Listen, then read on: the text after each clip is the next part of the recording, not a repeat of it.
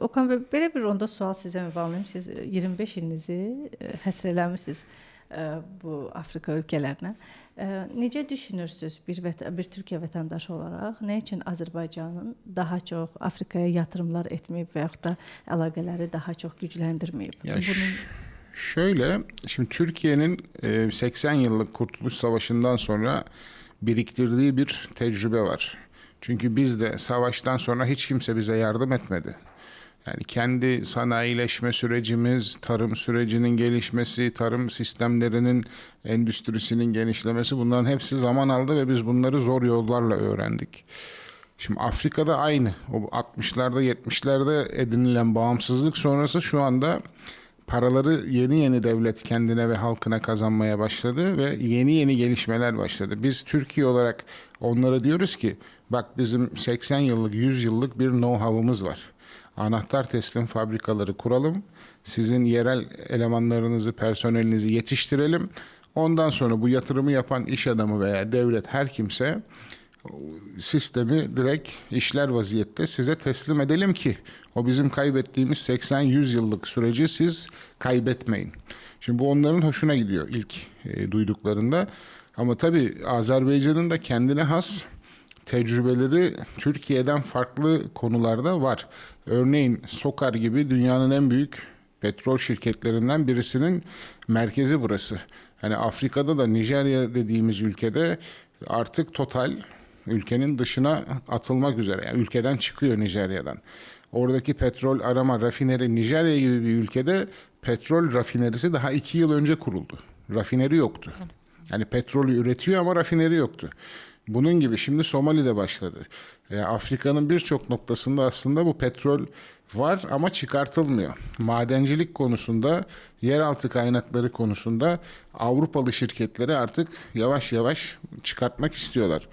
Yani burada artı tarım teknolojileri konusunda Azerbaycan bayağı orada yatırım yapıp hızlı bir şekilde orada kendini gösterebilir.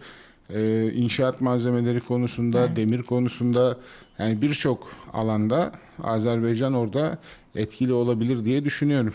Ümumiyyətlə biz bir şey də söyləmək istəyirəm ki, bizim indiyənə qədər Azərbaycan məhsullarının ixrac etdiyi ölkələr postsovet ölkələri olmuşdu və bu bizim üçün böyük bir uğur sayılırdı da. Amma bugün təsəvvür edin ki, biz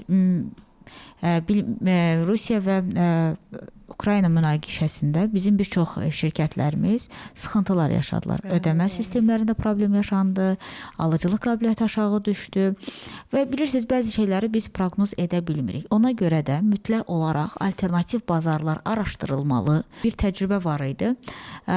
Bir ölkəyə bir yumurta ixracat edilirdi və həmən ölkənin birdən o yumurta idxalına icazə verməməsi qərarı çıxır. Və təsəvvür eləyin, Türkiyədən 10-15 şirkət yumurta ixrac etmədiyi üçün bir gecədə bağlanır. Biz tərəfdaş olduğumuz ölkələrin sabah ölkə daxillərində hansı qərarlar qəbul edəcəyini bilmədiyimiz üçün biz bir ölkədən yapışıb bir şirkətə, biz sadəcə bir ölkə arasında ticarət edib özümüzə uğur deyirik. Amma mənim üçün burada uğur sadəcə pul qazanmaq deyil, mənfəət qazanmaq deyil, mənfəət əldə etmək deyil. Burada Azərbaycan bayrağının, Made in Azərbaycan brendinin digər ölkələrdə bizi tanınmayan və təsəvvürən Nigeriya 220 milyon əhalisi olan bir böyük bir ölkədir.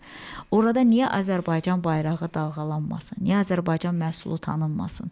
Yəni digər bayaq dediyim kimi ölkələr bəyən bizim məhsullarımız Çin məhsullarından aşağı səviyyədədirmi? Xeyr.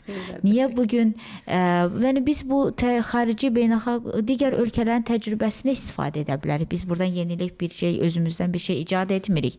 Afrika bazarı yəni həqiqətən də inanılan və real bazardır. Həqiqətən də ticarət edən digər böyük ölkələr var. Bayaq dediyim kimi Birləşmiş Ərəb Əmirlikləri heç bir istehsal etmədən sadəcə reeksportla 70 milyard dollara yaxın ticarət dövriyyəsi edə bilirsə, niyə biz Azərbaycan bunu etməyək?